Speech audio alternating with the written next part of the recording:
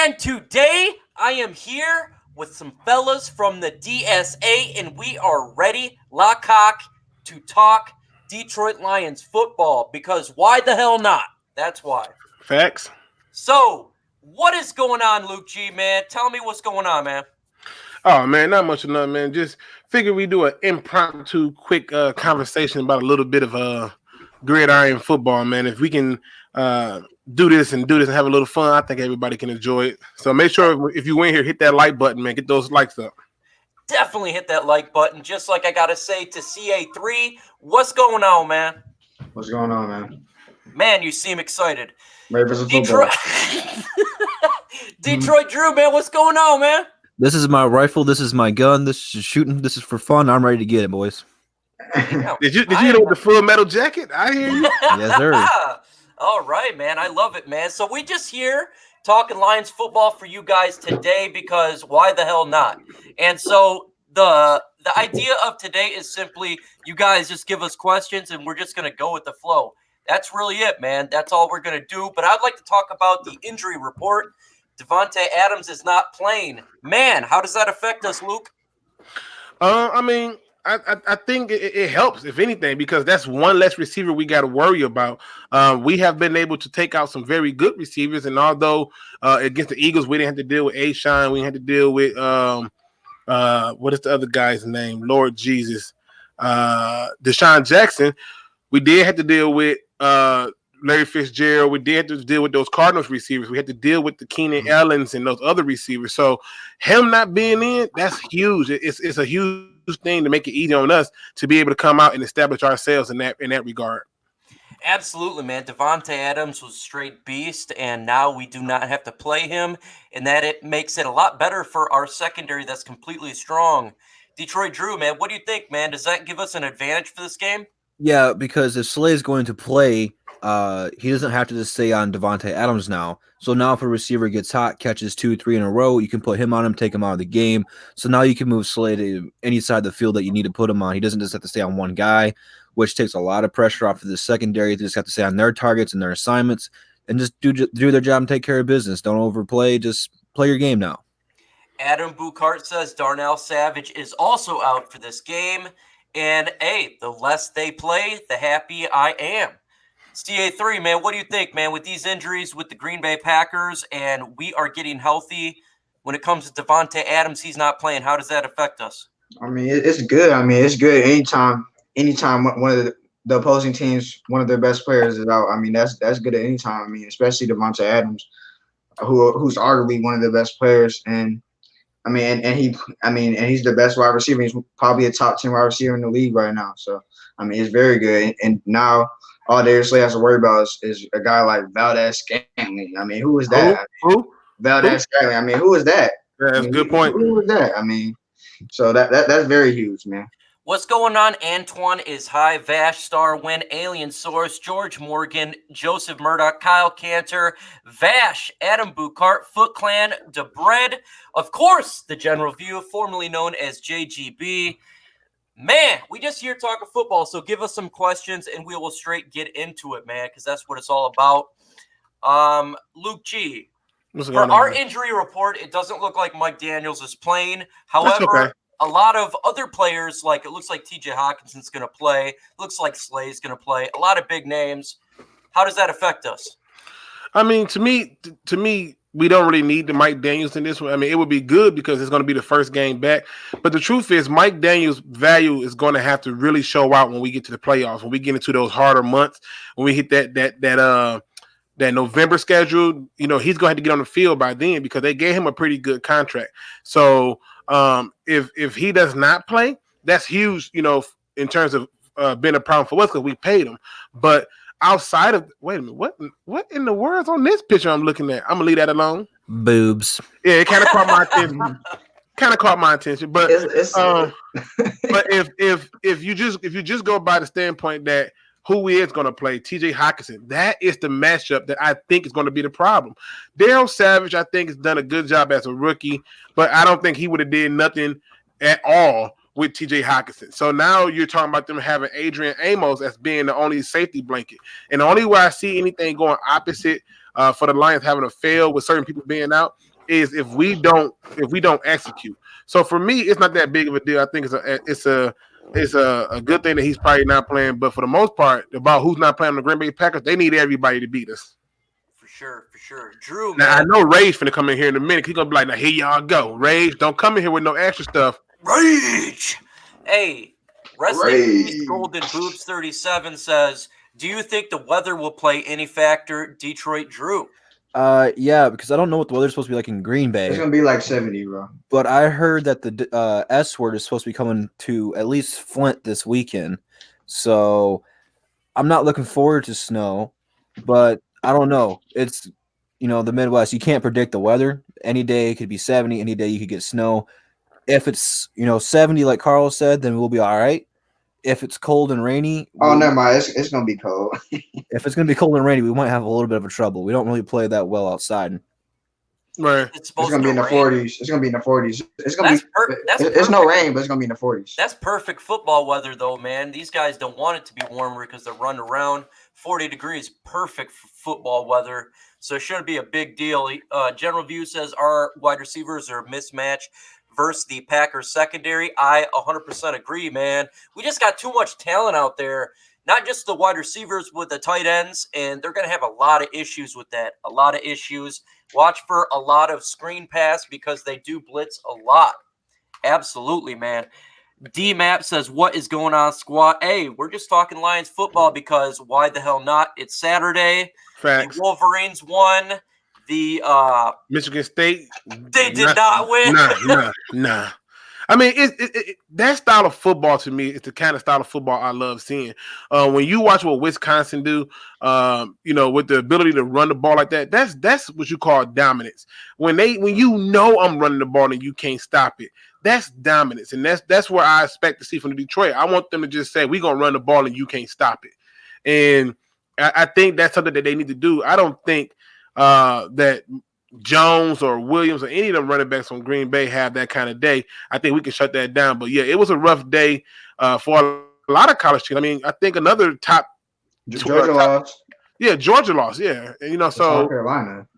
Right. So I mean, you had some good teams lose, man. That's the nature of college football. So Jay Alexander says, damn, I glad moved to Los Angeles, but I'm with y'all in spirits. Go Lions. You son of a bitch. I know, right? Warm weather in LA.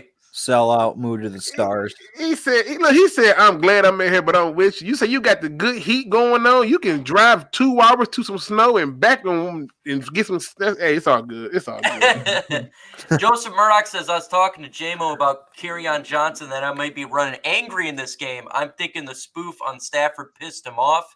What y'all think, man? Absolutely pissed him off. He was not happy about that. He was very upset. And the thing is he understood the series and everything, but his thing was it wasn't like he said, it wasn't a shot at the team.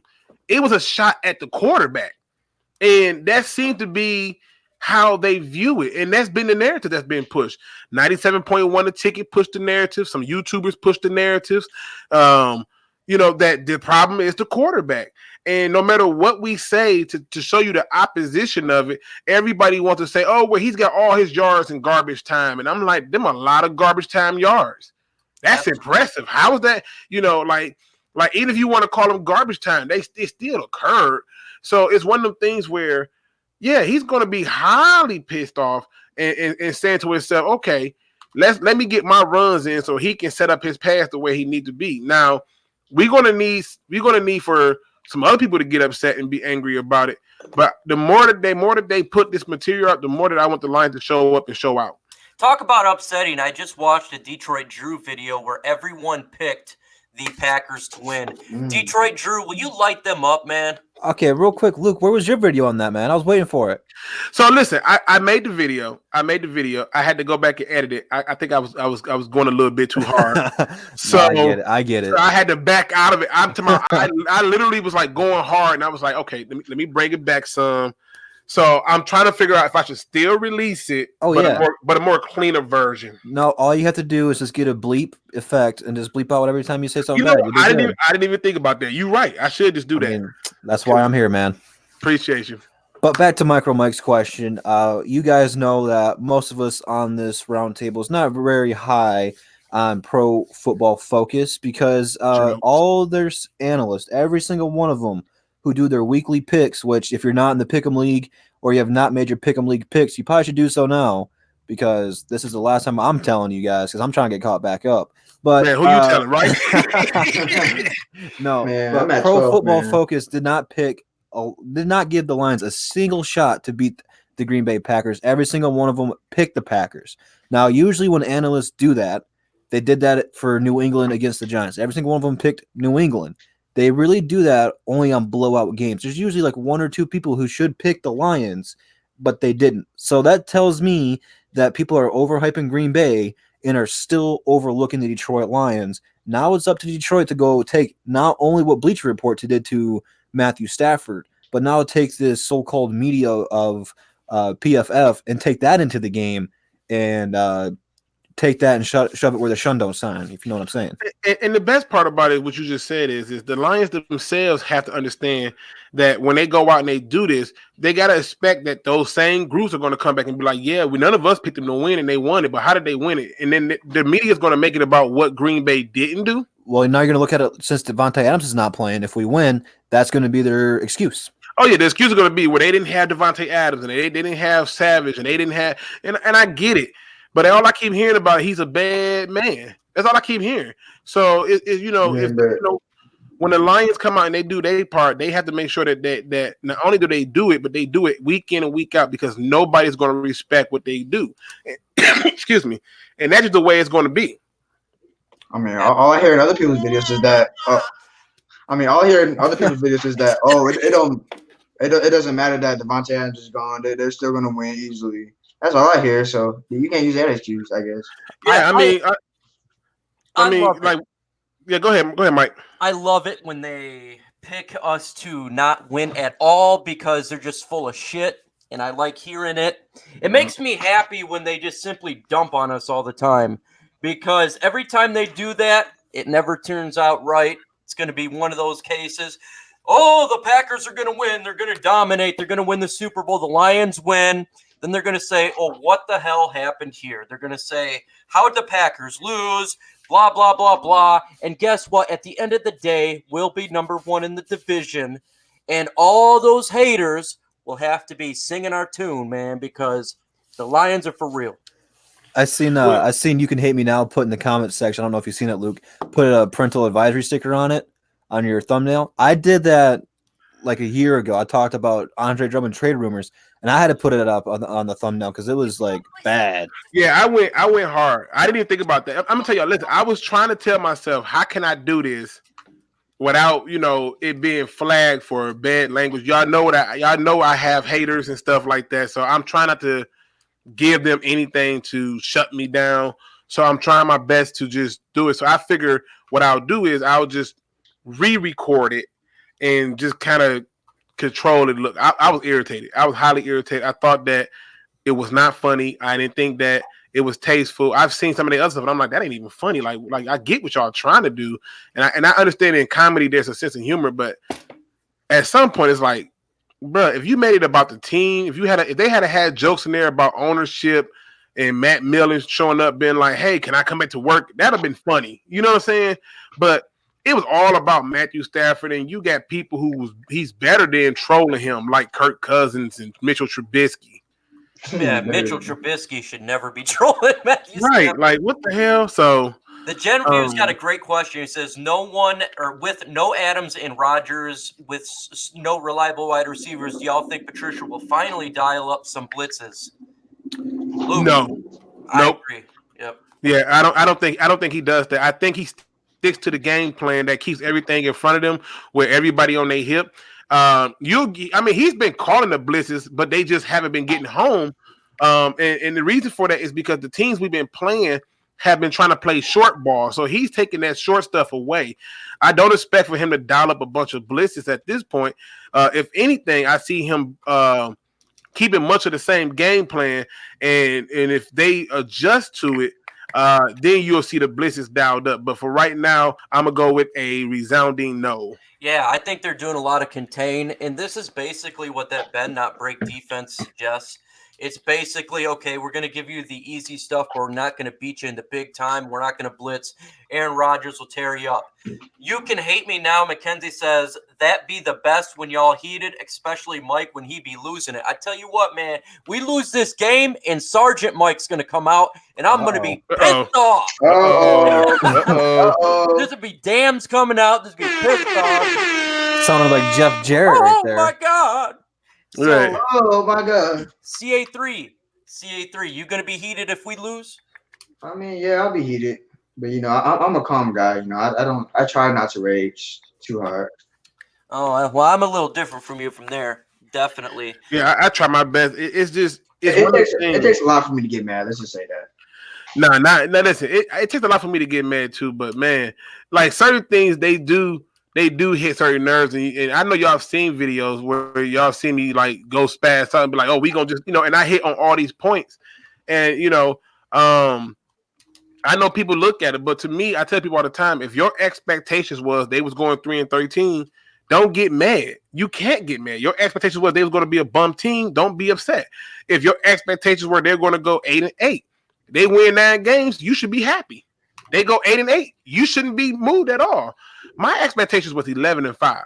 So anything under that, I'm not happy because I have a high expectations. It's almost like you going to a store to buy sneakers, and when you open it up, it's a York patty. You're like, what the hell is this? So that's how I look at it. Is that a real life experience? Listen, that has happened to me where I bought a candy bar thinking it was going to be the candy bar, which was supposed to have been a 100-gram bar. And when I opened it up, it was something else in there. I was like, ain't no Rice Krispies in there, nothing. It was just a chocolate turd. So, what up, though, Detroit on Big Will? What's going on, man? Hey, Big Will, man. Big Will. What up, though, man?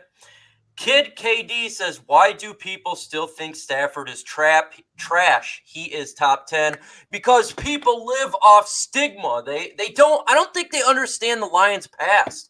Do you not remember the quarterbacks that we have had in the past? Holy hell. I can remember Culpepper. I can remember McCown. I can remember Joey Harrington.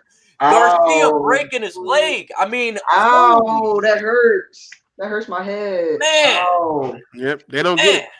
They don't get it. And the other part of it is this. I think Carson Palmer hit on it too when saying that they're not always in the mainstream media. And so now they take these little small narratives that they get from our media and from other people, and they use that to try to target it on him. But when I ask people these questions, nobody can never answer them for me. When they always say, oh, well, Stafford get all these excuses, I go, well, wait a minute. If something is a fact, it's a fact. Like, if I don't have a car, you can't get mad at me when I can't pick you up in a car I don't have.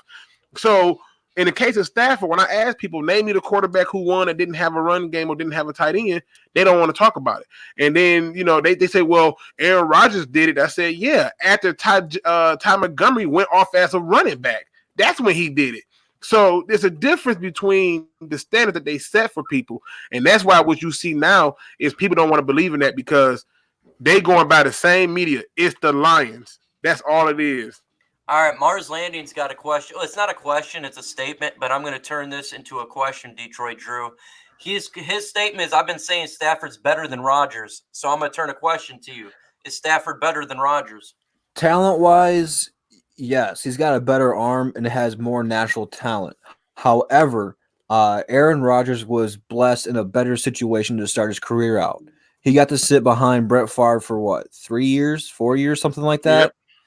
That's one of the best quarterbacks to ever play the game. One of the toughest, too. A guy that we compare Matthew Stafford to so very much because their game's very similar. Green Bay was established. Green Bay was built around Brett Favre. And then when time was moved on from Brett Favre, you put Aaron Rodgers in there who already had offensive line, good weapons on offense, and a pretty decent defense. Flip that to Matthew Stafford, who's inheriting an 0-16 team. He had one of the greatest receivers of all time on his team, but that was pretty much it. And the one time they gave Matthew Stafford a top 15 defense, Reggie Bush, who ran for 100 yards almost, it seemed like every other game, they made it to the playoffs. And the Lions have really struggled to rekindle that fire. And now that they're getting it back, look at Stafford's numbers now. I mean, he's on the right track now. Stafford is more talented than Aaron Rodgers, but Aaron Rodgers was put in a way better situation than Stafford. I mean, and take it a step further, if you just go through and look at the career comparisons, 11 seasons that Stafford has been here, he's only had a top 20 rushing attack once. Never had a top 15, top 10, top 19, top 5. He's never had any of those type of rushing attacks. And yet they've still made playoff games. They still made numbers and so forth and so on. And so when people start to talk and they say stuff like, oh, Stafford had it. I tell them, I said, look at the situation. Who did Stafford come in and sit behind? Who's the guy that's supposed to groom him up? John Kitna? I mean, Sean Hill? Who was the Dante guy? Culpepper, man. That's what I'm saying. It's like who was the guy? And so, also, let me put this disclaimer. Vash Star when it's dying laughing at me. If you give out a York patty for Halloween, you are a bad person. I just want you to know that. You're a very bad person, okay? If you're giving out toothpaste or any type of dental hygienic stuff in a York patty, kids do not like peppermint, okay? We just don't, all right? So don't do that. Go get some Taffies or some Skittles or something. Be for real, people. Don't be no bad guy.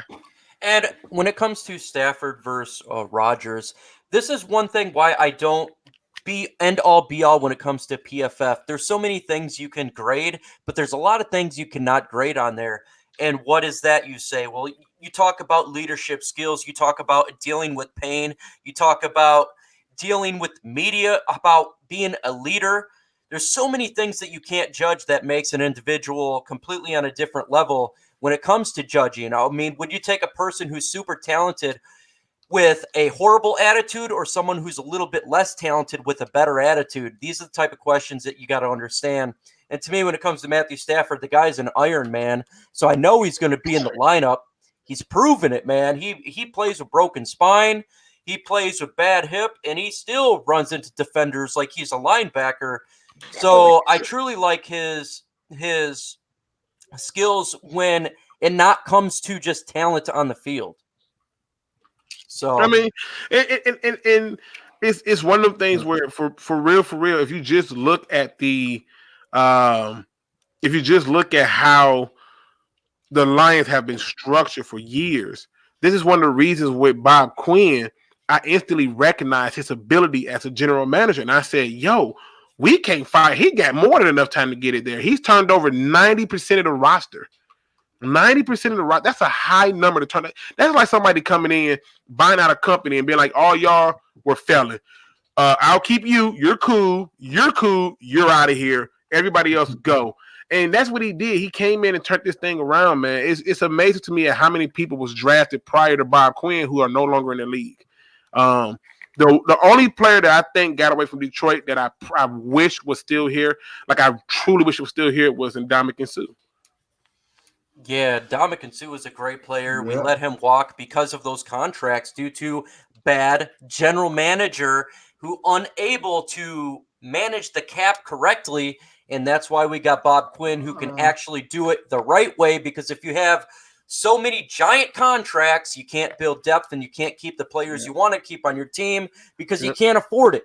And that's why we got Bob Quinn, thankfully. Unfortunately, we paid somebody that just walked on us over the Ndamukong Suh. That's okay though. I mean, I think I forgot who it was that was yelling at me. I don't know who it was, but I made the statement. I think it might have been J-Mo. I don't know. But they was yelling at me. They was basically saying, like, I was like, the only reason Aaron Donald had the 22 sack season was because of Ndamukong Suh. And all I kept hearing is, you crazy. You crazy. Aaron Donald's a dog. And I was like, okay, watch what I tell you. Look at the Rams team. Look at that Rams team. You don't even hear Aaron Donald's name because now there's nobody to take that pressure away. The people was more worried about Ndamukong Suh body slamming him than anything else, man. I love Jay Alexander's picture. That dog is beautiful. I think that's an excellent picture of that dog. If that's your dog, man, that's a beautiful dog. But a lot of people don't realize how individual players can come in and have an impact. And so, to me, this is going to be a big game where Snacks is going to have to really show up and make sure that the run is non-existent. And you know, it's time for Snacks to show up. I mean, he has underperformed this year, and it's a little bit frustrating because if we could just shut that damn run down all the way and he can get back to what he was last year, this defensive line and the linebacking core will be so much better. But unfortunately, he's been underperforming. Deshaun Hand, Do you think he's going to play? And if he does that help out Snacks? Anyone in the panel?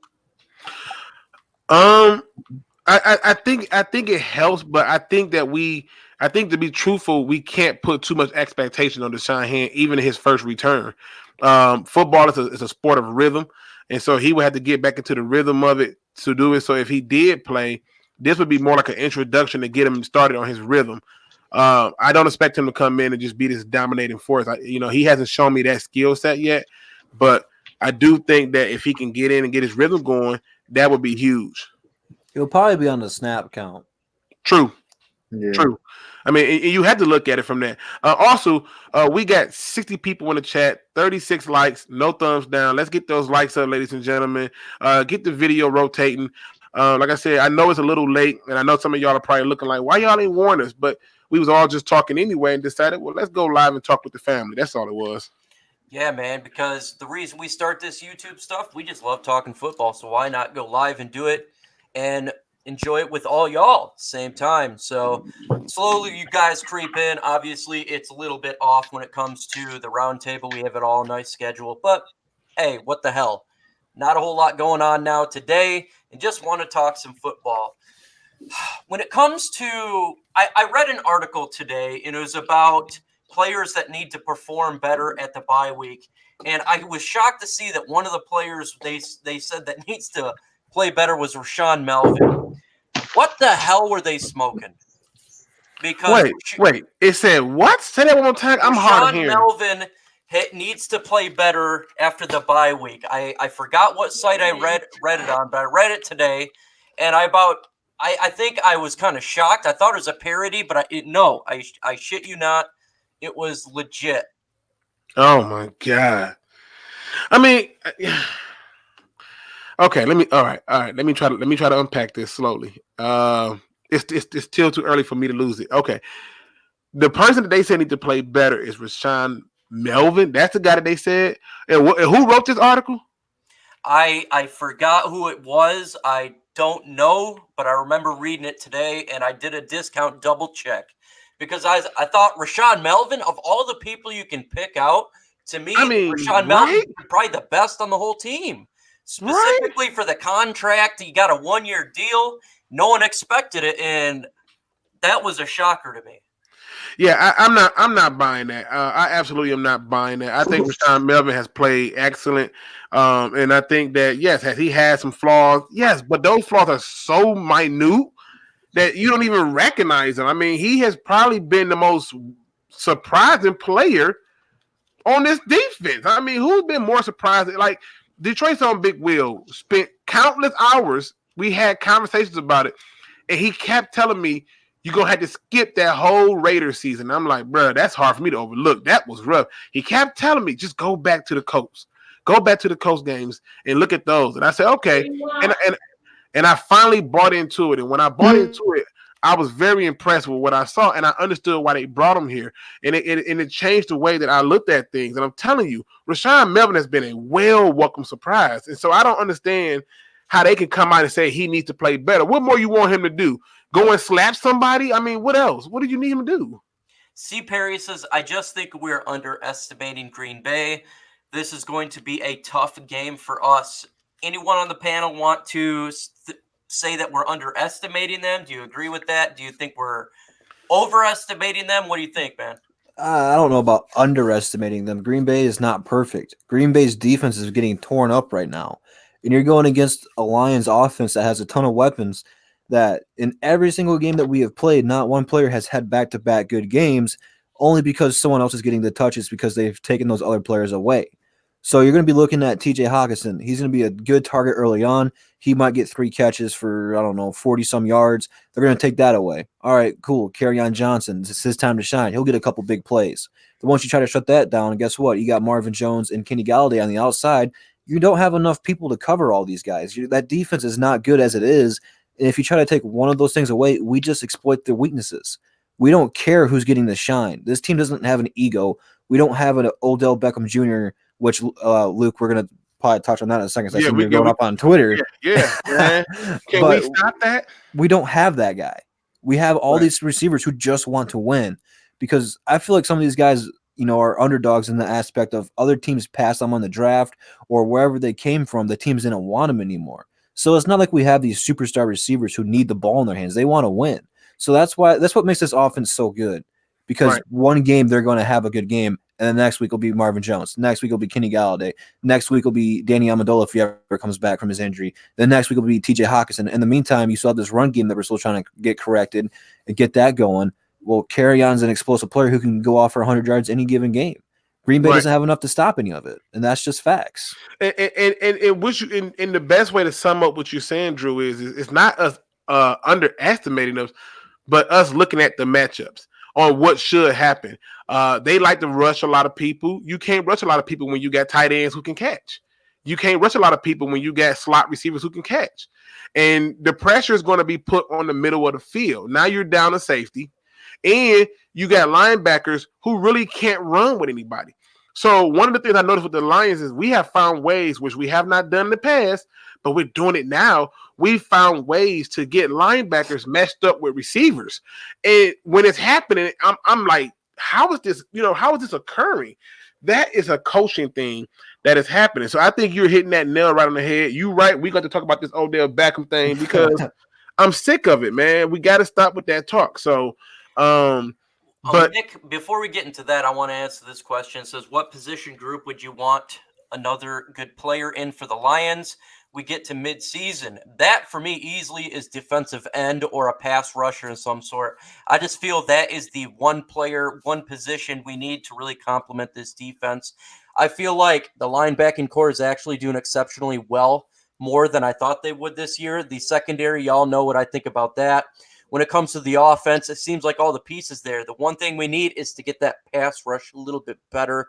And if it does, man, that defense is going to take it to another level. Yeah, I couldn't agree more. I mean, even as I'm doing my early investigation, for who we're going to take in next year's draft, I had a lot of people talking about, it's going to be offensive line, and it's going to be, and I keep coming to defensive back and pass rusher. Those are the two positions that I keep coming back to based on how we draft, our draft history, the different type of people that we target, the schools that we target, the conference, and it keeps coming back to those players. And I'm just following the breadcrumbs to see where it's at. So by the end of the year, I would definitely give y'all who I think the Lions is going to draft this year, because it's going to also be based on draft position. So some people will go up and go down based on the combine. But right now, I got the Lions looking at defensive back and looking at pass rushers. And I think Mike hit the nail on the head. If they're going to trade for somebody, it needs to be a pass rusher. Who the pass rusher going to be, I don't know. If it's Von Miller, who they already said they're not trading, then so be it. But there are some other people named that I'm tired of hearing Lions fans ask, we should go and get, and we need to give up this. So folks, we have 63 in the chat, 45 thumbs up. Let's get those thumbs up if you haven't done so, because, hey, we're beating the mainstream legacy narrative. What they've been saying all day is, the Packers are going to win. The Packers are going to win. Pat. Well, screw the Packers. We're going to win. Son of a bitch. Right. Get 'em, Mike, and this video will get it out there. I'm so tired of hearing about it. Right. Yeah, man. I'm ready for this game, man, so I can talk my shit, man. LukeG, here's a great question for you from the first black man on the net. He's talking scheme. Do you think we can show 12 personnel a lot so we can protect the edges on run plays, also chip and release strategy? Yeah, absolutely. So what's going to happen is it's going to set it up in a way to force their DNs and their outside linebackers to now not rush as hard, because now you're going to have to account for those tight ends. And then what it also does is it now creates more trap plays and more zone runs, because now if I got a guy out there on the edge to chip, now I got to ask your linebackers to scrape. And if you scraping too much, that sets up play action. So those different little things are going to open it up. Before the season started, when they first released the schedule, the first thing I looked at and I said, okay, we're taking TJ Hawkinson. I'm pretty sure of that. And then I said, here go the schedule. I said, it's no way with the pieces that they picked up that they're going to stop. They would stop the Lions. They were building their team to stop the Packers, to stop the Bears and the Vikings. The Packers never thought once, let me build my team to stop to stop the Lions. And the Lions were sitting there saying, good, overlook us because while you're rushing all your outside linebackers and DNs like that, we're going to kill you with the tight end. So I think you hit that nail right on the head, first black man on the net. JT Sports, man, what up, Doe? Thank you and the congratulations. What's going on, JT? Man, I know you're having a year right now with your Steelers. So I wish you it's rough. Kid Dead says, what are the chances to Vi winning Defensive Rookie of the Year? Mine are very slim at this point. Agree. I feel like Bosa has been doing a great job for the San Francisco 49ers. He's taken it to a new level. I think his odds of getting it is fairly high. Yeah, I agree with you. And also keep in mind, people love sacks like they like dunks. So when you hear the word sack, everybody goes nuts. But Tavai has been playing phenomenal. I mean, and go ahead. You got to put in consideration that he plays for the Lions. Like, he's not gonna get enough recognition to get defensive rookie of the year. He's playing very, very well, though, and obviously when it comes to Lions, they don't really pay a whole lot of attention to us, and which is fine because we're going to sneak up on them. This is actually to Luke, but I'll just give it to the whole chat. We'll start with Drew here. Drew, do we need to replace starting left tackle Taylor Decker? And I'm not thinking of this year. If so, what about next year, Drew? I mean, it's something you always have to take in consideration. You always want to put the best players out there. I like Decker. Like, there's obviously worse people than Decker out there. I'm not sure. Is his contract up after next year? Yes. So that is where you're going to have the big question mark if you're going to put the money into it. Which, if you're giving Stafford this, what looks to be a bigger contract that every year is getting smaller and smaller compared to the rest of the league, you got to give him an offensive line to help him out. So if you are going to get rid of Decker, you have to find someone of equal value or better to replace him. You can't downgrade and put Kenny Wiggins out there or anything like that. You have to get someone better, if not of equal value, to replace him. I think they're going to look at this. Look, I think Wagner is done after this year, in my opinion, and that's going to be a contract that's going to get off our books, and which will be nice. I think Terrell Crosby will eventually go to that right side. It's possible left, but I don't see it. When it comes to the big decker, double decker, the big deck, you got to think about, is there someone else on the free agency they could pick up for left tackle, or are they going to go into the draft? I don't think a good left tackle will be where we will be picking in the draft. So either be re-sign him to a 3-year deal or find someone else. What do you think, Ed? And I think you're alluding to something that I was going to say, which is, do we need to replace him? No, he needs to be moved over. So what's going to happen is he's probably going to end up getting a not so great contract, but it'll be good enough for him. And like you said, Mike, when they come time for it, they'll move on from Wagner. He'll be the right tackle. They'll still go out in free agency or draft the left tackle. There's going to be a lot of good tackles coming out, but it's going to be a lot of good hybrid guards and centers coming out that can play that tackle position. So you can expect that. And you got to keep in mind, Matt Patricia and Bob Quinn have said it repeatedly over and over again. I don't want players who can't play more than one position. The truth is put when you see they picked up CJ Anderson, the moment JD McKissick became available, boom, bye CJ. So it's just that simple. They don't want any more one-dimensional players. So I don't think we got to necessarily get rid of him or replace him just yet. But as it goes for next year, they certainly go look into moving him to the right tackle. Yeah, I mean, and I don't necessarily. I mean, besides the Arizona game, I mean, he's been playing pretty solid. I mean, there shouldn't be like a rush to replace him. I mean, we should be, just like you guys said, we should be looking to replace other guys like Wagner, and looking to move Decker instead of replacing him. Yeah, well, it's just his contract's coming up. Yeah. So that's going to be something they're going to have to look forward to. But I do agree. I think Wagner, after this is his last year as a Lion, he's done well as a right tackle. I just don't believe he's done enough for the amount of money he was getting paid. I think we can replace him for sure. I don't know, man. I don't think in my opinion, he's not lived up to the contract. No. And since he's going to, we can actually escape good when it comes to cap casualty this offseason, that he'll be replaced. And like I said, maybe a Decker to the right side or a Crosby, in my opinion. Yeah, I agree. Positively. What's going on, Positively? We got another DSA member in the building. Also, make sure that you guys go and check out the other DSA members' videos. We got No Miss J. We got Detroit Drew. We got CA3 Sports Talk. You got me. We got Micro Mike. But we also got Noble Sports Entertainment. We also got Positively Detroit. We got the Big Take.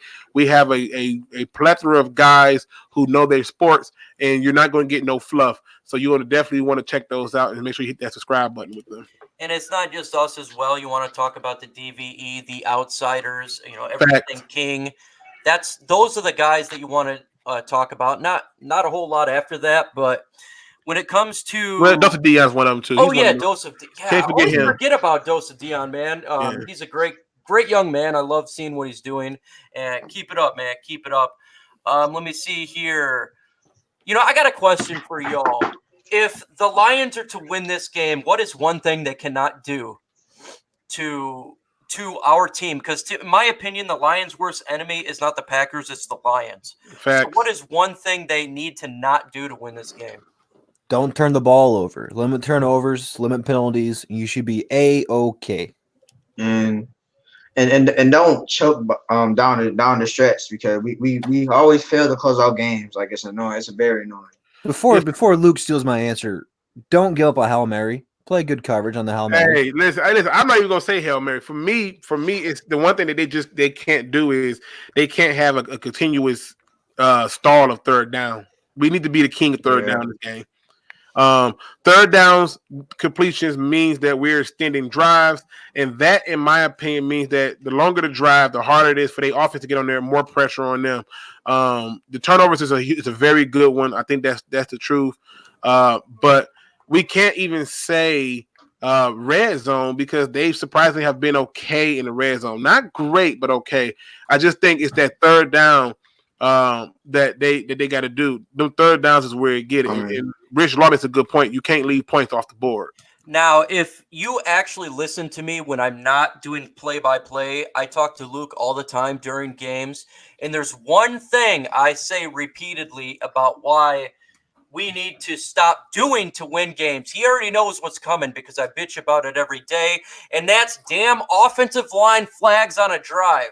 Yeah. Every time we get a flag, whether it be a false start or a holding, the drive is completely done and it stalls out every single time. It doesn't matter if it could be a 1st and 1, and if you get a false start, it's over. It never continues. So the offensive line needs to not do that anymore to keep those drive goings, do long sustained drives, and wear out that defense and keep Aaron Rodgers on the sideline.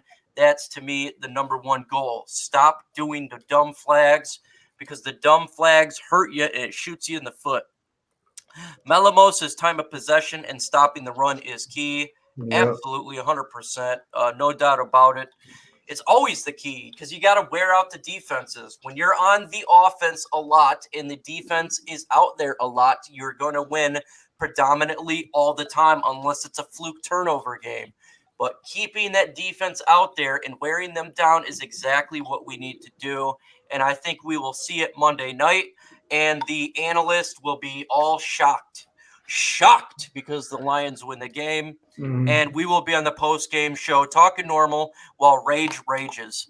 Yeah. Yeah. And they're not even, after the Lions win against the Packers, they won't acknowledge it until the Lions change the culture of doing something that they have not done in a long time, and that's beating good teams back to back.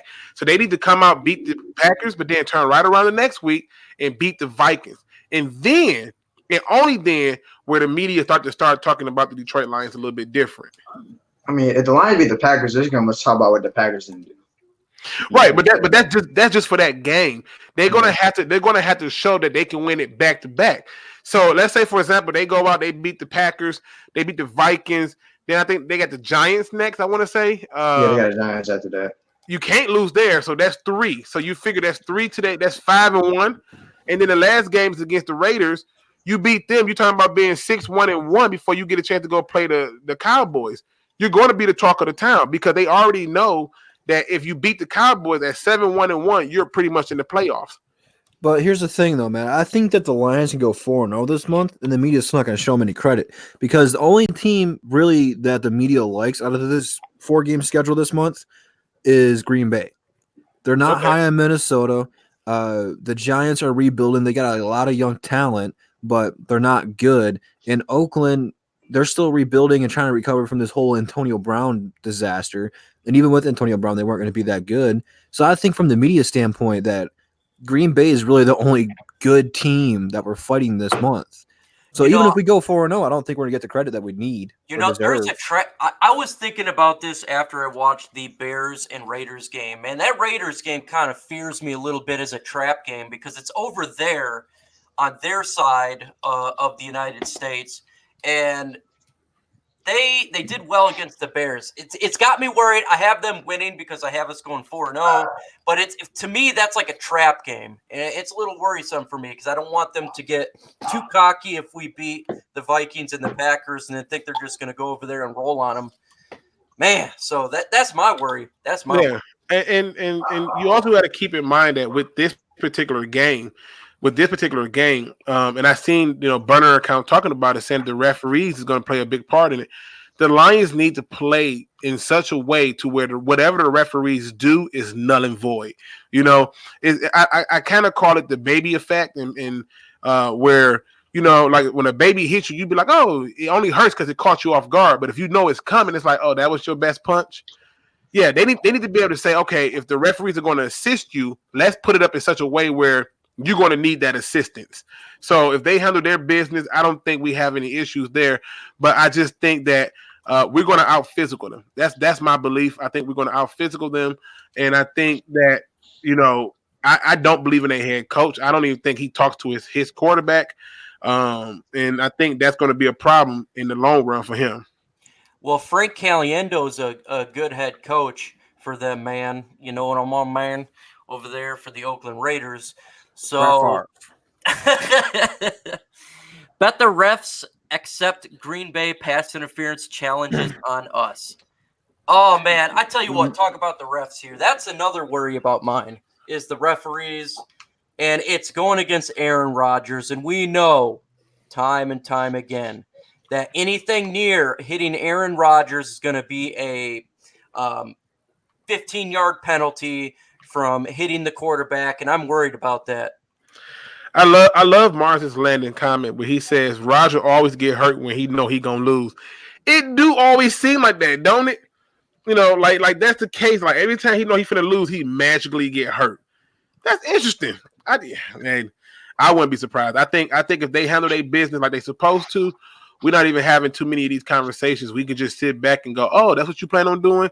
Ouch, sucks to be you, because I'm telling you, the Lions to me has shown that they can come out and play with the best of the best. They just need to not beat themselves. That's it. Well, I think to Mike's standpoint, if they're going to call PI or roughing the passer penalties against us, make it worth it. If they're going to give you some bogus ones, take his head off. Make it worth it. Take the fine. I'll pay it. I probably can't afford it, but make it worth it if they're going to call it. Oh yeah, listen. When everybody was talking about getting Dominic and Sue out of here, all them fans that was on the radio, get him out of here, go. He's a bum. He's a dirty player. I'm thinking to myself, he's our dirty player. Every good team you look at, I don't care who it is, you can name it. Go to the Steelers. How many dirty players they had on defense? Go and look at the 85 Bears. How many dirty players they had? I mean, it's so many. You need that one player who just don't care. The Patriots had a dirty player, Rodney Harrison. That dude would light you up for no reason, And to me, when people started talking about, you want to play between the whistle. Well, when they tried to play between the whistle and stop, a touchdown was credited because they was trying not to hurt nobody. Well, now I'm like, play all the way through the whistle, play through it 10 times over, and make sure that if you're going to do it, take the fine.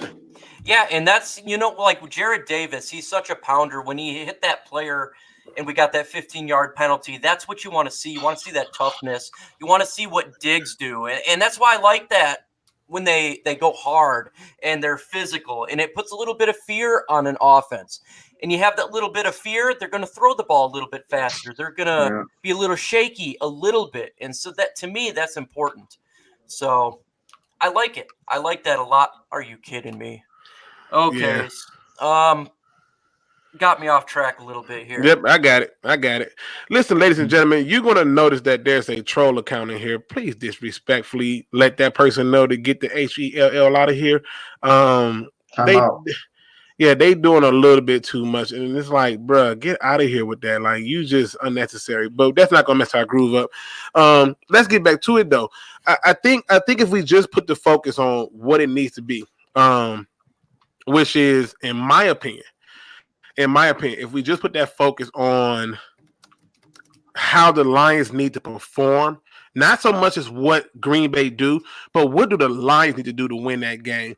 And I think the Lions are going to put their focus on that. Don't listen to the media and all the little hits that they doing. Just simply put it on that game. I think we'll be all right. Absolutely. Yeah. And what's your predictions for the game? Not just talking about the score, but when it comes to Matthew Stafford, how many yards do you think he's going to get? How many touchdowns do you think he can get against this defense? I'll give you guys a minute to think about it, and I'll give you my prediction first really quick. I think Stafford's going to get around 310 yards. I think he'll get 2 touchdowns. He'll get sacked twice, and we'll get the victory.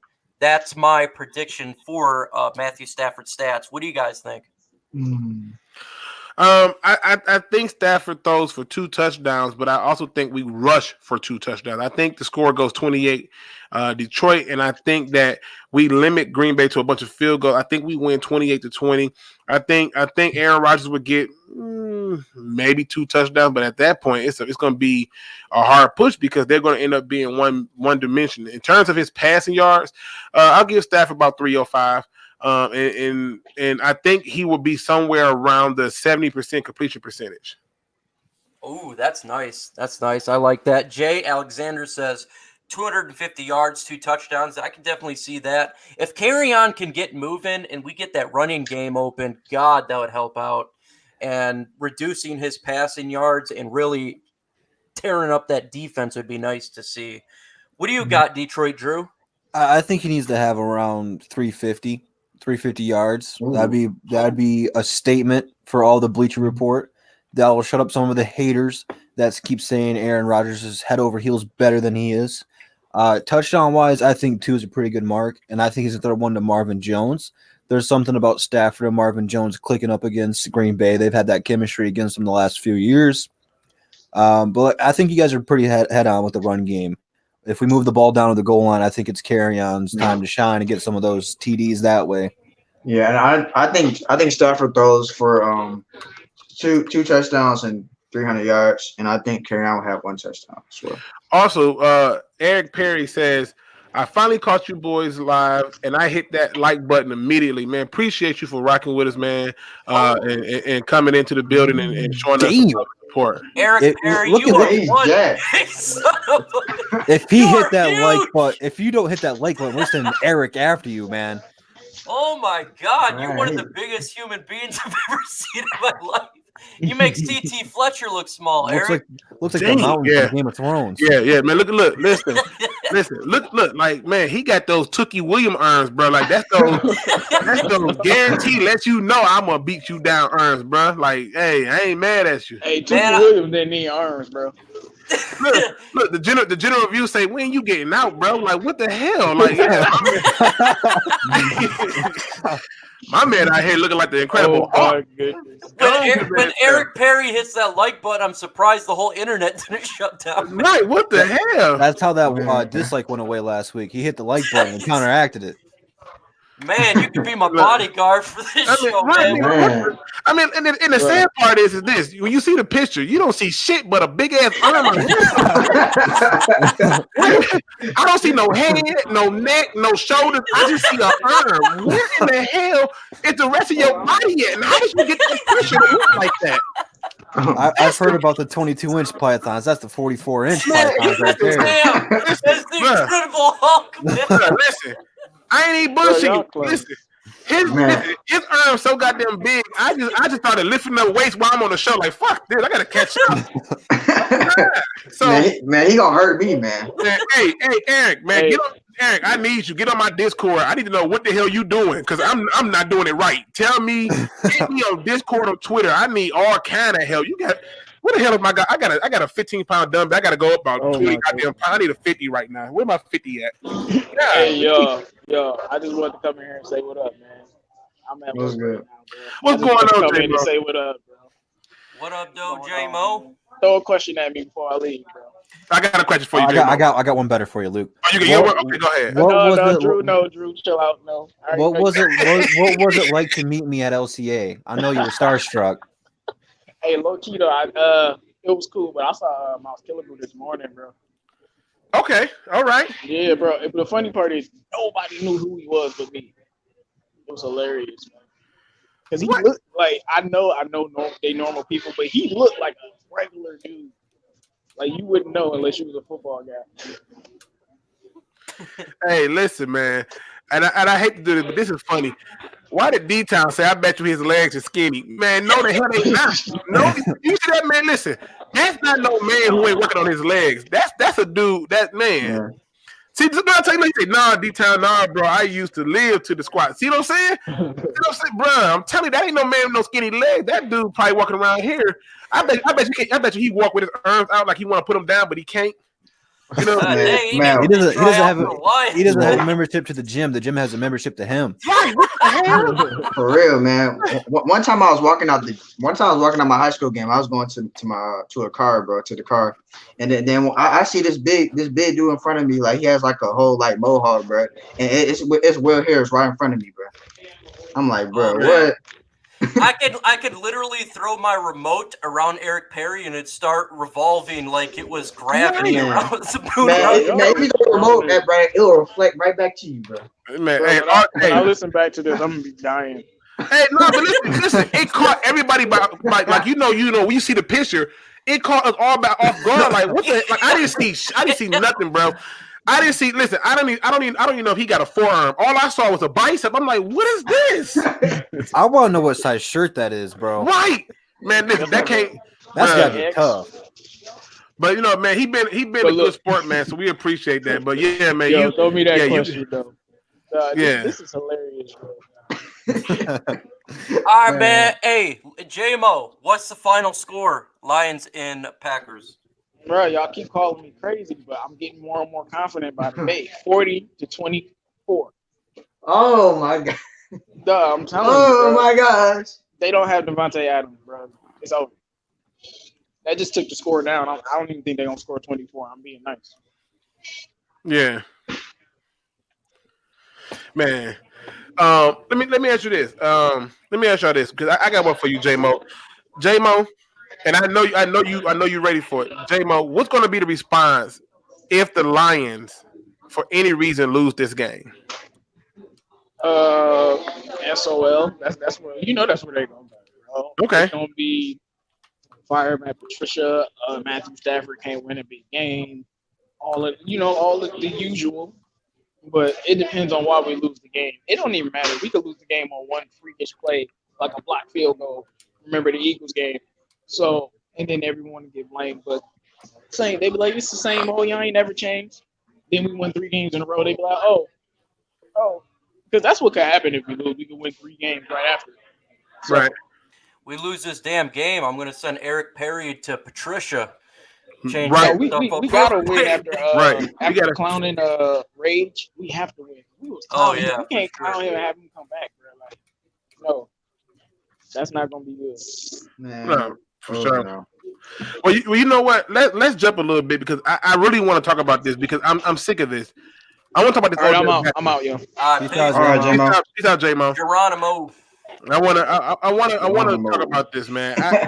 Can we stop with the Odell Beckham Jr. talks and all the receiver pickup talk, people? Bruh, I don't need Odell Beckham Jr., but he's toxic. Like this is what I don't understand. Why are we picking up Odell Beckham Jr.? What is the reason for us to pick up Odell Beckham Jr.? No like, reason. Let's take a second to think about this. What did they give up to get Odell Beckham Jr.? And why is it that after just giving those things up, they're all of a sudden now want to turn around and give it back away to get something back? It's because he is a head case. And my thing is this. We don't need a receiver. It's not our biggest need. We don't need nobody to distract what we're doing. There's a brotherhood in the Detroit locker room now. Okay. and it's not a losing one. It's a winning one where we're all being held accountable. Why would you want to disrupt that and take them? We don't need no receivers. I keep telling people this. Receivers come a dime a dozen. Every year, there's at least 2 to 3 to 4 receivers that come out and ball. It just happens every year. There is no reason for us to go out and get Odell Beckham Jr., who's going to probably cost you at least a second, if not a first. Why would you want that? Then I seen names like Dez Bryant. We don't need no parts of Dez Bryant. He can run 3 routes straight, stand still, and straight. I don't need that. I don't need that. He does better at standing still, bro. He injured, man. Why do you want him? You know, He's coming for Achilles injury. But I'm just saying, it's like it's one of them things where I don't want it. Even with the AJ Green, I know it sounds great, but we gotta stop falling in love with the player. It's so funny because I hate to go to basketball just for a second. I heard so much negative talk about bringing in Rose, and all I see is him making plays. Oh, dude, he looks great. And it's because it's not about the name all the time as much as it is what is the need. We have other needs. And for me, if you're going to tell me that we're going to take a need, if it's not a defensive back, if it's not a pass rusher or a highly upgrade at the offensive line position, what are we picking them up for? For what? Can we please stop Odell Beckham Jr.? We don't need him. We certainly don't want him, and it would be a ridiculous point to do so. I mean, Odell Beckham Jr. would be a great move if you want to go broke too. Well, I can tell you this much. He was clowning in the Giants, and the Giants said bye. Okay, he clowning in Cleveland. Cleveland is like bye. And they're trying to find ways to get the ball to him and all kind of stuff. It's like it's no reason for anybody to bite on that. Let some other desperate team take them like the Raiders. You know, let somebody else do it. You know, but we can't do it. I have no doubts that that we don't need to have this one. And the talks of it should stop. If you're telling me Von Miller, depending on what the price tag is, okay, I can understand Von Miller. You telling me Patrick Peterson or Jalen Ramsey, you might feel confident about them too. Okay, we can. All right, cool. But receiver, we don't need them. Take it a step further, Luke. If you're taking the Patriots way, the Patriots don't pay receivers. They pay Tom Brady, they pay Bill Belichick, and then they stack up on defense. That's really what they do. Right. Even when they got Antonio Brown, they really only got him to get the Steelers playbook. And then they got rid of him because he was just a joke and a mess. You don't want those guys. But I want to ask you this because I'm very curious. If the Lions would have drafted Odell Beckham Jr. and had him and Calvin Johnson, would he be this crazy, Luke? Yep. Because his problem is he didn't want to lose. And during that time, there was a lot of losing going on. So you're talking about having a guy who don't want to lose be a part of an organization who don't know nothing but losing. I would have took him over what we got, though, tight end out of the Colts now. Man, I even forget his name, man. Dude that can't handle a catch for nothing. He can't catch a cold. He bust. I remember that being happening. I said, oh, man, we can get Odell Beckham Jr., and then we got Ebron. I was like, oh, man. Right. But, yeah, man, I'm not with the trade. If you're going to do trade, it's got to be, in my opinion, defensive end would be the position you trade for. Right there, that would fix a lot of positions, man. We get more turnovers with defensive end. Turnovers wins games. We got great secondary. Linebacking core is doing well. Our offensive weapons are well. I don't know how it would help us out even more, really, in all honesty, because everyone's open. The ball has just got to get there. You know, the protection, it's other things, but wide receivers are open, so – it's not like there's no separation taking place. There's separation now due to T.J. Hawkinson and due to the scheme of Darrell Bevel. So if you're going to do that, it doesn't make a whole lot of sense for that fact. And other people are stepping up. That's the other thing. Other people are stepping up. Now, quick note, people. Me and Tom Grassi was supposed to do a show this week. my schedule was just way too busy. This was a really rough week work wise for me. I couldn't get it done, but we are going to do a show for the final game of the Lions versus Packers at the end of the year. We just couldn't get it done this week, unfortunately. But I was definitely ready for it, and we've had some conversations, so it's going to be fun to see our reactions at the end of that game. But yeah, I'm with you, man. I don't understand why they feel a need to keep talking about Odell Beckham Jr. Lions fans always want the name. It's about next man up. Step up. Oh my God! See what I'm saying? I mean, my thing is, man, what's the point of going out and getting this big name player and giving up a bunch of things when the players at the position are doing a good job so far? What's the point of giving up a lot for just one name? You know what I'm saying? Right. What's the point? Claypool says, how about Eric Berry or Trent Williams? I feel like our defense in the secondary is very fine. There's no need for me to get Eric Berry. Trent Williams, right now, the offensive line's actually doing well. Now, after Taylor Deckert and his pitiful performance versus Arizona, I was all in for it. But Terrell Crosby stepped up a little bit. Decker's getting better. So at this point, I would not make a trade for them. But if an injury happens where it makes a significant injury on the offensive line, I would start to think, but no, not now. And with Eric Berry, if Eric Berry comes in, who are you sending off the team? Because if you're bringing in Eric Berry, you know they're not getting rid of Will Harris. You know they're not getting rid of Quandre Diggs. You know they're not getting rid of Tracy Walker. So now the question becomes, are you saying you're going to swap him out for Tavon Wilson? Because who else are they going to be able to get rid of and not take a huge cap hit? He would be the only other suspect. So the trade in and of itself, if it was me, would I make it? I mean, not a trade, but would I go and pick him up if an injury occur? But right now, because of what they got going already, I don't want to disrupt that any kind of way. And with Trent Williams, you may trade for Trent Williams, but at the end of the day, he going to give you 4 games. He stay hurt, so it wouldn't be worth the price tag, in my opinion. I mean, then you got to pay him afterward. That's the other problem of it. Like I said, he's going to be only give you 4 games, and then you got to pay him afterwards. So he's collecting it off of the name. He ain't been healthy since, the Ghostbusters was the most popular movie. It's been rough. Burner account says, do you think the Lions are going to give Kenny Galladay a big contract? I say they're going to give him. He's going to get a big contract. But I don't think it's going to be anything like a Calvin Johnson type contract or anything like that, or like an Antonio Brown. It will be a good contract, though. It's going to be big, yes. Yes, I agree. It's going to be a very big contract. So I have no doubt that the contract is going to be big, because you got to keep in mind that there are going to be some contracts dropping off. Danny Amendola's contract is going to drop off, so they're going to have money from that. They're going to have a little wiggle room with the Marvin Jones contract, and then outside of that, they're going to still pick up some free agent guys. So, yeah, they're going to get him some money. The Incredible Hulk says it's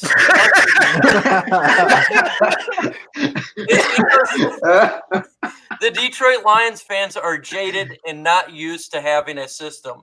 So they just keep looking for proven players. Oh, my God. That's facts. That is straight facts, Eric. Eric Perry, that is straight facts. And I talk about that all the time. The trauma of a Detroit Lions fan is real. We have to start to find that lone couch and get over it. At some point, you have to get over it or pick one of the other 31 teams. I'm telling you, because it's a system in place. And when we took Jelani Tavai, they jumped on it like a rabid dog. Like, yeah, Jelani Tavai, who is this guy? Now they're singing his praises. They said, oh, you can't take a tight end. They don't do well. Well, show me the last tight end who get treated like a veteran. Oh, wait, T.J. Hockenson. These are the little things that we look at. And speaking of which, when we should have took Ed Oliver. Okay. We should have took Bush. Okay. We should have took Noah Fant. Go look at all those guys. They're not having the impact that we got from our draft picks. So, yeah, you are hitting that nail on the head there. Daniel Griffith says, wonder if they keep Amendola next year. No, I definitely do not believe they keep him next year. He a renter. He is a renter. And Detroit Drew. Yes, sir. Do they keep Danny Amendola next year? No. Absolutely not. He's too old, rental. He's just here to train some of the younger guys and get them bought in on the culture. Heck no. He's 34 years old. Why bring him back? Now, first blank on the net says Quinn. Quinn, what about the boy from Mississippi State? IOL, LOL. Huh? Just The boy, reading the comments. what boy from Mississippi State? Oh, yeah. Who you talking about? I don't. Montez Sweat. Nah, we're not doing that. What'd you say? What's his name again? His name is Montez Sweat. How he doing? I don't know. I wonder how he is. How's he doing? I wonder how he doing. You know. Okay. If I got a handshake from the Incredible Hulk, Mr. Eric Perry, it would be like Money Mike on Friday After Next, like the Matrix. Oh my god. Oh my god. Oh my god. No, I mean, listen. Let's be honest, man. We have to be able to understand, man, that the you know, you gotta understand during that entire process, we have to be able to see the potential of players, and a lot of times the fans are looking for the results right now. But most of those fans who are looking for the results right now, they're fans of football, but they don't quite understand football. Like, you don't hear me talk a lot about hockey because I like hockey, but I can't tell you what half the stuff that's going on. All I know is we got to go, we won. And that's how I am with hockey. But in football, I just see every little piece, and I'm like, okay, I see what's going on here. Daniel Griffith says Ziggy Ansah is looking pretty good this year. While he's on the field, yes, he has. Right. But again, he's not on the field all the time, and so in my opinion, it was good for us to let him move away. We need to have people on the field. The best ability is availability, and that's a fact. Right. You guys are killing me, bro. Hey, but you gotta have a little fun while you're saying, man. So Ghost Gunner says he's got steam rolled by TG. LukeG says laughing my ass off. Defensive masterclass says Austin Bryant, Will Harris, and Awarrier are steals in the draft. Yes, absolutely. Awarrier. I cannot wait for him for next season because, again, he's slowly going to get picked up this year, understand the scheme, but I definitely think he's going to be a big piece for us next year. Now, when it comes to Rashawn Melvin, we signed him to a one-year deal. Do we extend him after this year and then have Awarrier in there in the mix as well with Coleman and Slay? Okay. All right. Big Let me question. see. Man, yeah. Okay. So here's the thing. I think if they do extend Rashawn Melvin, it's probably for about a 2-year deal with an out on the second year. Okay. But I think what you're going to look at and see is Slay is going to now be challenged to make a decision about his career. Because at that point, they got to do one or two things: pay him, or tell him let him walk or trade him. This is one of the reasons why I have them targeting a DB early in the draft process, because I'm under the belief that we're losing either Slay or Rashawn Melvin, and thus we'll be left with Awarrier and Coleman. And so they're going to need to find a replacement in that regard. And that's where I start to say, okay, yes, we have to either pay one of them if you're going to keep them, but if you pay one, you certainly got to pay the other. In my opinion, I think you just made a statement that could be very well take place. I think they could get rid of Slay. I think they could trade him. He's getting older. He's injury. He is a big play Slay, but you got to understand that. I just feel like if we were to pay him a contract that he's going to want, it's going to hurt our team in the long run because he's going to demand a lot of money. And I think that will hurt our depth for whatever that was. I think it's going to hurt our depth for year round. Yeah. How about what is Mike? that? I have no idea. I gotta get my money. Mute Carl. Yeah, mute Carl. They got to be Carl. It says, how about Mike Ford? Has he earned himself a spot next year? Yeah, absolutely. In my opinion, he's a depth guy, though. Mike Ford's not a starter. Yeah, special teams, and he's going to be absolutely cheap. So why the hell not? I think he's done well enough last year in the spots he was in this year. He was doing well too, man. He played in when in the Kansas City game, and he was on the receivers fairly sticky as well, and it was nice to see. Hey, and he's a glitch in Madden. Why are we getting rid of Jared Davis? Why would you want to get rid of Jared Davis? I mean, listen, if you get rid of Jared Davis, then the question becomes you have to find a suitable replacement. I think Jared Davis has versatility to play outside and inside, and I think he can get better. And he's shown that he's getting better. But like Tokapone says, he just needs to move to a different position. I feel like Jared Davis is more like Ernie Sims. You remember the year when they moved Ernie Sims to middle linebacker, and he was like null and void, and then they put him back out to the weak side linebacker, and he was like lights out again. That's Jared Davis, in my opinion. I don't think we need to move on from him per se. But I don't know why we want to move on from those kind of players. We should move on from players who don't have any value to the team. Jay Alexander says nobody talking to how Michigan State put up in Goose Egg. I'm not a Michigan State fan. I can talk about it. I can talk about it. Hey, it doesn't bother me at all if you guys talk on the team. And the truth is this, man. With Michigan State, you got to understand something. Michigan State never came in with these high expectations like Michigan. And it's not surprising because if you watch the game, they showed the stat. Wisconsin steamrolled all the teams in Michigan. Central, Michigan State all got steamrolled. They're playing an old school style of football that many of these teams are not gearing up because they want to spread it out. And they're playing it, and they're playing defense, and it's working out great for them. And so, to me, yeah, they took a big hit. But the thing is, this team, i.e., the Michigan State, needs to be better in their recruiting process because they're not getting the right guys in there that's playing at the level that they should be. They always get the guys who are just okay at quarterback and a guy who's solid at running back.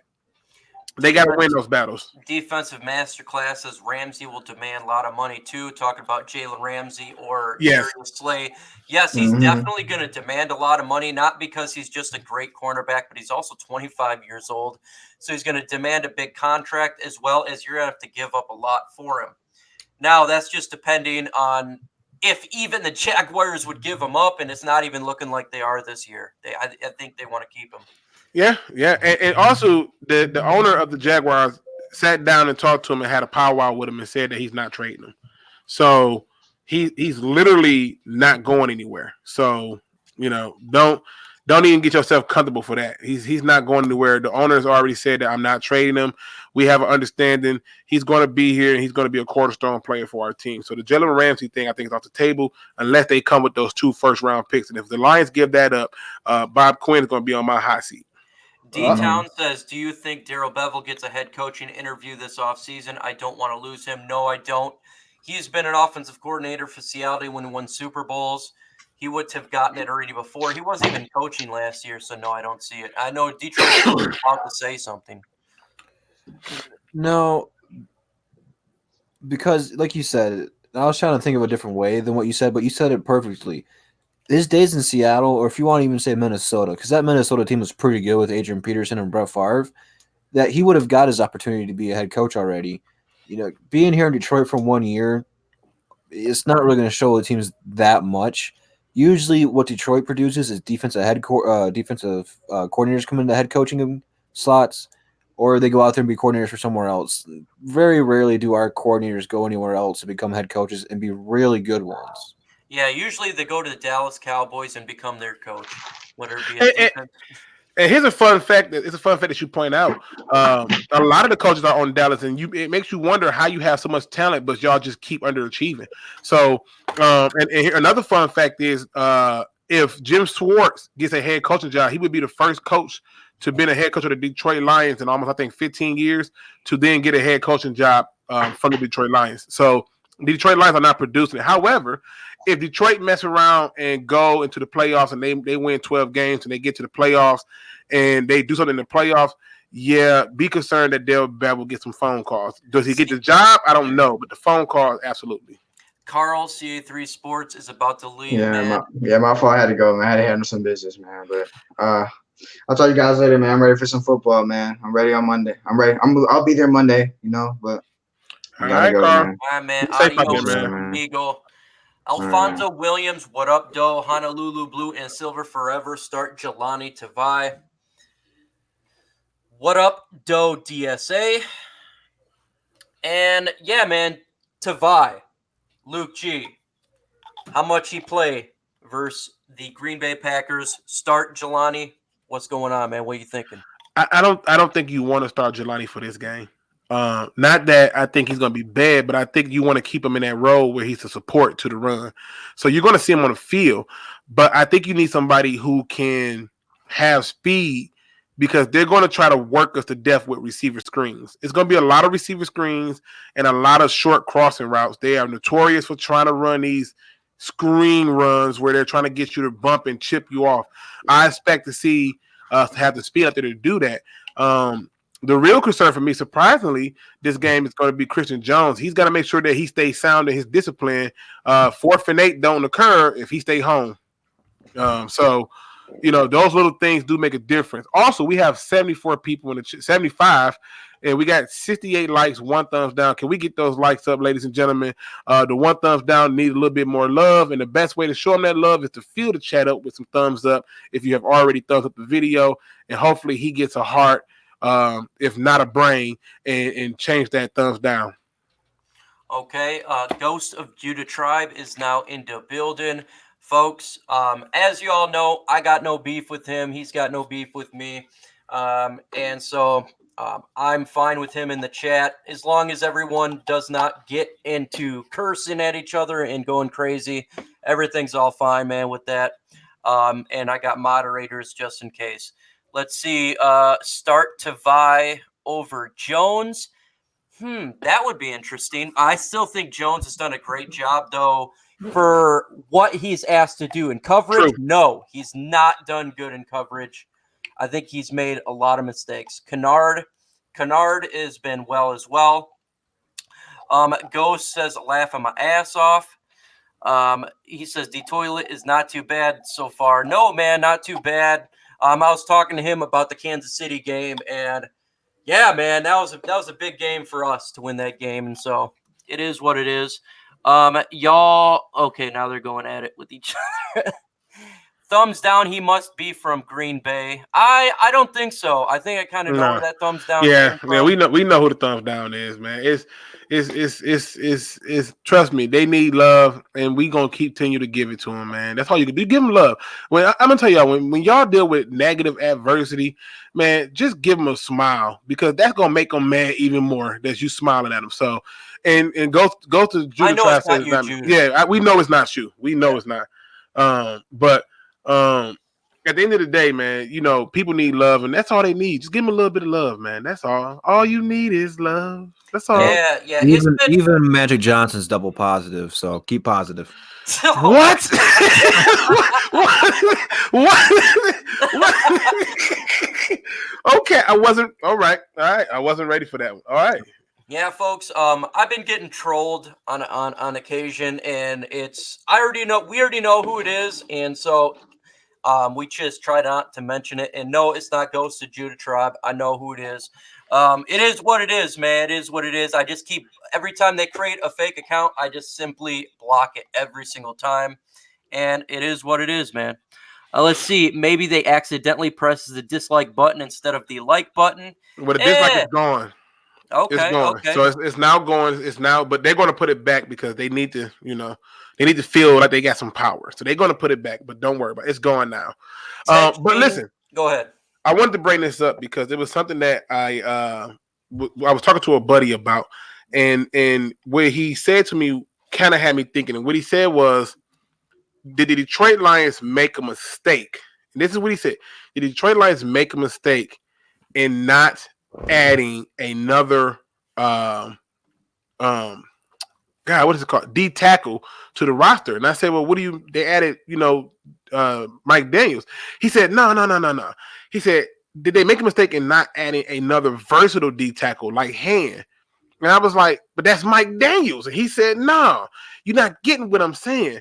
He's saying you can only put Snacks out there for 3 downs. And he says, Ashawn is playing great. He said, but how long can he sustain that? Where's the other guy that comes in and relieve him? And I said, that's Deshaun Hand. He said he's hurt. And it got me to thinking, had Detroit failed in really securing the depth at the D tackle position in and of itself? I think they did the best that they could do, in my opinion. I mean, injuries itself, when it comes to hand, there's nothing a whole lot you can do. I think they did a really good job. But again, when it comes to injuries, there's just nothing you can do about it. There's absolutely nothing you can do about it. And I think Hand will come back and it'll help that line out. I don't think anyone expected Snacks Harrison would have an off year. I mean, he played so well last year and just all of a sudden he did not play well. I think you get Flowers, you assume he's going to be somewhat worth his contract, and it hasn't been that. So I think they did fine on the defensive tackle position. It's just one of those things where it is what it is. You know, there's not a whole lot you can do. There's not a whole lot you can do. Finding the versatile guys like Han are very hard to find on the market. There's a reason they are in the market because they get paid. You know, not many teams are looking to get rid of those guys because they're so rare to find. And in drafts, we had different needs than that right now. You know, we talked about drafting TJ Hawkinson, which many people want us to go defensive line. We drafted a guy who's so far turned out pretty great for us. That a hole that we so desperately needed. Now, I'm not saying that defensive tackle wasn't a hole. It's still a hole that we need to fill. But we got the best talent available for our positions. And I trust Bob Quinn in the draft for getting the right guys to do the right things for us right now. He hasn't proved me wrong yet. Yeah, so I agree. It's tough to get some good people in there because they're not always on the market. I agree. I think his statement was he just wanted somebody with a little bit more versatility that fits that Aaron Donald mode, or you know, he was an Aaron Oliver person, and I told him, I said, you know, at the end of the day, it's about what we have to work with, and if we don't have it to work with, you know, we got to go with what we got. I think overall they've done a phenomenal job, and I think that it proves that they are going in the right direction. I mean. This right here has been one of those moments where you have to just look at the Lions and say, God, they don't look or feel the same. And I seen a question earlier up in the chat, and since Ghost of Judah Tribe here's a Chicago's fan, there's a question asked: who will be last in the NFC North? And this one, in my opinion, is going to be the Minnesota Vikings. I just think like they have a good defense, right? But their offense is completely inconsistent. The Chicago Bears, their offense is inconsistent due to quarterback play, but their defense is scary as hell. And the Lions is all well around when it comes to three phases. And the Packers are 4-1 right now. So I think Minnesota Vikings will take that last spot. What do you guys think? I think it's going to be the Bears. Ooh. I just, to me, and it's not even me trying to troll. I think it's going to be the Bears. Mitchell Trubisky is not the answer. Chase Daniels certainly ain't the answer. And they're refusing to give the ball to their best weapon on offense in Montgomery. They keep using Tariq Cohen like Theo Reddick. Every time he get in, they passing it to him. They're refusing to run him. They have no legitimate tight end. Eric Burton is still trying to figure out life. And then on top of that, you have to look at this. All the points that they're getting are coming on short fields from the defense. But that can only be sustained for so long. You're going to go up against some good teams in this division who can put points on you. They already lost to the Packers, okay? They're going to lose to the Lions, and they need to fix a few things. I think if they had more offense, I wouldn't put them there. I would definitely put the Vikings. But in this case, where's the offense coming from? That's what I'm trying to figure out. But see, when I think of the Bears, just looking as an outside, their defense is just so damn good. And when it comes to Vikings, they're not like they're so inconsistent. Like one team, they look great, right? Like they can win 30 points. Then the next week they don't even get a point. It's what the hell is up with this team? And to me, since they're inconsistent, there's nothing you can hang their hat on. And so with that inconsistencies, I do feel they're going to take last in the NFC North. What do you think, Drew? There's no way you can put a defense that good and last in their division. Not saying that they're going to win it or that they're going to, take a big lead against us. But the thing about the Bears, they traded their best offensive weapon in Howard to Philadelphia, who gave us problems. And he gave us a little bit of problem against Philadelphia. If they would have put him a little bit more, who knows what would have happened to us. You can't keep trading these players away that help hide Mitch Trubisky's problems because he's got so many of them. And the thing that's going to haunt Bears fans for a very long time is that they took Trubisky over Mahomes. However, Minnesota and Deshaun Watson. Yeah, okay, we can go to Deshaun Watson too. But I was just really talking about Mahomes because Mahomes is killing it. Not knocking Watson, but I think Mahomes would have been awesome.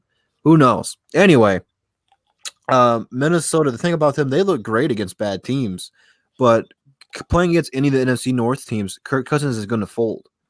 Yeah. And especially against the Bears, that defense is going to get to him, get some pressure on him, and he's not going to be good under pressure. Playing against the pressure of the Packers, he just can't live up to it, and the Lions are underrated. So he might play a little bit better in that, but it's still going to be a big game, and he's going to come up choking. So I can't put any faith into him. I think right now, from what I've seen, I originally said it was between Detroit and the Bears to win the division, but I'm going it's between Detroit and the Packers to win the division right now. I mean, and Drew, I hear you, but who was on offense? Like, I'm not trying to be funny. Who on their offense you afraid of? And I know that defense is good. I know it. But that defense can only do so much. And the teams that they did play, where the defense actually looked like a defense is one thing. The Vikings go as the run game goes. It's just the way it works. Devin Cook get to go and the Vikings go. If Devin Cook don't go, Kirk Cousins going to have to do a little bit more. But when I look at this Bears team, who's the offense? I've seen a lot of great defenses do good things in the division, but they don't have the offense. The quarterback in and of itself is not a tractor. He's a trailer. And when you're looking at players, you got to ask yourself, who's the tractor? Who's the trailer? The trailers are the people that are pulled along by somebody else's ability. The tractor is the one doing the pulling. Stafford is a tractor. Aaron Rodgers is a tractor. Kirk Cousins is a trailer. Mitchell Trubisky is a trailer. Who carries this team, especially when your head coach refuses to run the ball with his best weapon? They go as their defense goes. Their whole thing for their defensive standpoint is to hold the other team in their side of the field, get the ball in good position, and get field goals, because it's tough to score against Chicago. Not saying that they're playing winning football. That is just their strategy. And, it helps them win half their games. All Mitch Trubisky is a game manager. He's just trying not to lose the game. I just look at it and I say to myself, we're going to put points up on them. This is not that same. Like we put points up on them last year in Thanksgiving game. Really, we should have won the game if Kenny Galladay hold on to the ball and the tight end run the right route. Hence why he ain't on the team to this day. So you have to be able to look at those little things and say, now we have tight ends who's going to run the right route. We have people who are going to hold on to the ball. And then on top of that, we can run it. I'm sorry. I think the Bears is going to upset a lot of people. And I think as long as their offense is as stagnant as it is, I don't expect them to do much. I tell you what, though, the NFC North is one strong, tough division. Oh, yeah. They're the scariest division right now. Yeah. And that's what's so damn frustrating, because as a Lions fan, you want to win the I wish I could be in the same division that New England was in, besides not having New England where you play the Jets and the Dolphins and the Bills every year. Like, damn, man. You're always going to win a division if you got those teams in there. But unfortunately, we got the NFC North where all the teams seem to be good. And it is what it is. Yeah. It's one of the things that you have to at least take stock on from the standpoint of saying, if you're looking at who's going to be last, did the Bears play Kansas City yet? Nope. Did the Bears play the Chargers? Nope. They lost to the Raiders. And so they're getting all those teams down the stretch when they're going to be hitting their stride. I just don't see how they overcome that with Mitchell Trubisky at quarterback and them not running the ball. Yeah, we definitely focus on the Packers. Here goes the Judah Tribe. That's something that we've been talking about all day long and all week. And I think we're going to win the game. And give me your honest opinion, goes to Judah Tribe. Lions win that game. I think we do. I think I had the score of the Lions 34, the Packers 27, something around there. But I'd like to see what someone who's not a Lions fan at all and what he obviously is not a Packers fan would think. Let's see. Ted Cheney says, realistic Randy put out some outstanding media for the Vikings. It would be great to have him on as a guest. I have reached out to realistic Randy a few times and never gotten a response back. So maybe if you go into the chat and you light it up with, hey, man, get over here and do it, maybe he'll take notice to it. But he has not responded back to it. But I do know who he is. So, And I'm trying to reach out to Chat Sports because one of their guys in there, Mitchell Renz, is a huge Raiders fan. And I'd love to go with him one-on-one when we talk about Lions versus Raiders in a couple weeks. I think that would be great for the DSA, and to take an individual who knows their team versus an individual who knows our team and go head-to-head and give you some good content. Is the game at Green Bay? Yes, it is, Judah. It's a Monday night game. Monday Night Football at Green Bay. Lions only 4 drop passes, number 1 in the league. Yeah, man. Well, look, the wide receivers has done a phenomenal job holding on to the ball this year. Same with the tight ends as well as the running backs. McKissick has done a good job in the screen pass. And when it comes to Matthew Stafford, he's been on target. I think he's back to his old self before we had KFC, who was absolute trash. yeah. Man, you guys gotta stop disrespecting KFC like that, man. They got good chicken. We got to find another. We got to find another. We call him A. We can't even call him ABC because he wasn't even that rudimentary. He was just, I don't know what it was. You know what it was? I think it was just him living off of how Jim Caldwell wanted. Jim Caldwell was here four seasons and never had a 100-yard rusher. He never committed to the run. It's the same Jim Caldwell who had a chance for his team to go undefeated in the regular season, and he set all his starters because he said he didn't care about the record. I thought it was ridiculous. So I don't know, man. I don't know, but I can tell you this much: the Detroit Lions have a real offensive coordinator, and it's working. It really is working, and I'm happy to see it. And I knew that if we find ways to run the ball, it should go down. One Pride 40 says you should invite Tom Grassi. He has been invited. So we're just waiting back on a response. I did invite him on to the show. We were supposed to do a show, but my schedule was a little hectic with me having the new baby and work and stuff. So just didn't get the time to do it. But we will be doing a show for the final game of the season. So stay tuned for that. But yeah, he has been invited. Defensive masterclass. Yes, Never Lawson. I cannot wait to go against him with the Oakland Raiders. Stafford needs to throw his way every single time. You don't have to worry about turnovers, and you'll get a lot of completions. So that'll be a fun game or a fun matchup to watch. And I'm going to make sure if I do get them on here, I'm going to talk about Never Lawson all the time, man.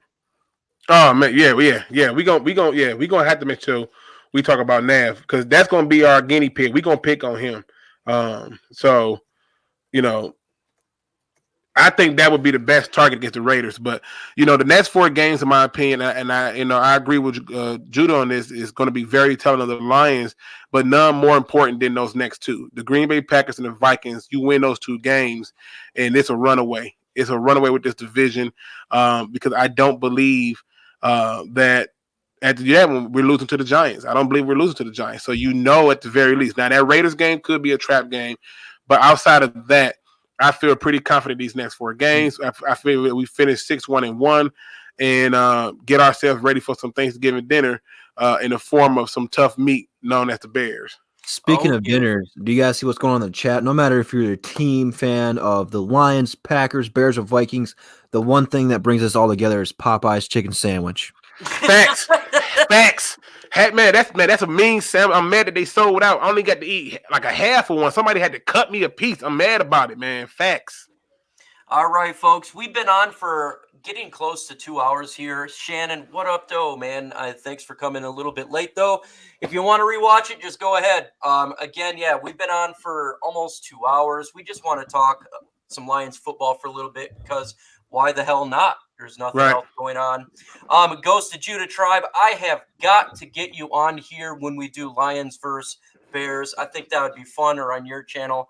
So hit me up if you want to do that. Folks, let's get some last words in.